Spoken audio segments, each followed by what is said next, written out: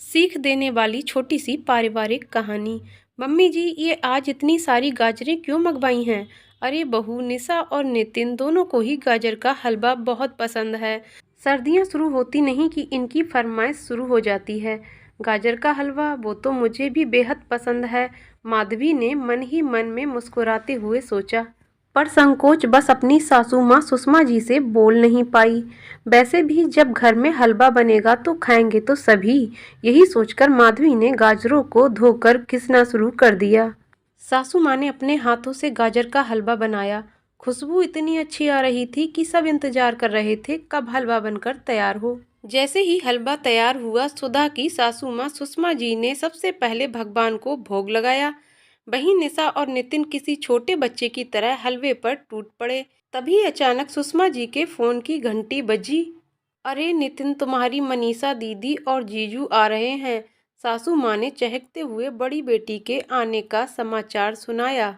चलो अच्छा है, बड़े अच्छे मौके पर आ रहे हैं। हमारे दामाद जी को भी गाजर का हलवा बहुत पसंद है, सुषमा जी ने खुश होते हुए कहा। सभी आ गए और टेबल पर खाना सज गया। माधवी सबको खाना परोस रही थी। सबने जी भरकर खाया और हलवे का डोंगा भी धीरे धीरे खाली होता गया। अंत में जब माधवी के खाने की बारी आई तो डोंगे में सिर्फ 2 चम्मच हलवा ही बचा था।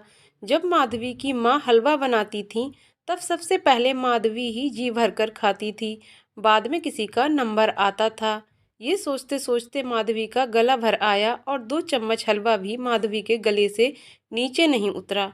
वो बिना खाए ही डाइनिंग टेबल से उठ गई। अगले महीने जब माधवी अपने मायके गई तो माँ ने माधवी की भाभी सुधा से कहा, सुधा बहू, आज मोहन से कह देना आते समय बाजार से गाजर ले आए। माधवी आई है इसलिए कल उसका मनपसंद गाजर का हलवा बनाऊंगी। अगले दिन माँ ने बड़े चाव से माधवी के लिए हलवा बनाया। माँ ने सबसे पहले कटोरी भरकर माधवी की ओर बढ़ाया तो माधवी बोली, नहीं माँ, पहले हलवा सुधा भाभी को दो। माँ अबाक सी माधवी का मुंह देखने लगी। लेकिन बेटा, तुझे तो बहुत पसंद है ना मेरे हाथों का हलवा? हाँ माँ, मुझे बहुत पसंद है। लेकिन क्या आपने कभी भाभी से पूछा है कि उन्हें क्या पसंद है? ये क्या बोल रही है तू बेटा? यदि उसे पसंद होता तो वो बोलती ना। नहीं माँ, आज मैंने खुद बहू बनकर जाना कि एक बहू से ना तो उसकी पसंद पूछी जाती है और ना ही वो अपनी पसंद बता पाती है। आप प्लीज़ पहले हलवा भाभी को ही दो, क्योंकि वो भी शायद मेरी तरह ही अपनी पसंद नापसंद हमें नहीं बता पाती होंगी। ठीक है बेटा, मैं तुम दोनों को ही पहले परोस देती हूँ, कहकर माँ ने 2 कटोरियाँ भर दीं और अपनी बहू सुधा को आवाज़ लगाई।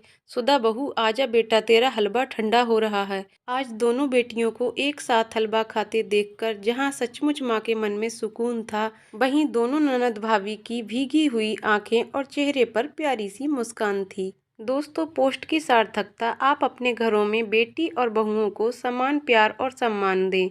वहीं हर बेटी और बहू अपनी माँ और सासू माँ में कोई भेदभाव ना कर पूर्णतया आदर और सत्कार करे। दोस्तों, आपको कहानी कैसी लगी कमेंट करके ज़रूर बताइएगा। कहानी पसंद आई हो तो वीडियो को लाइक शेयर करें और चैनल को सब्सक्राइब करें। वीडियो को अंत तक देखने के लिए बहुत बहुत धन्यवाद दोस्तों।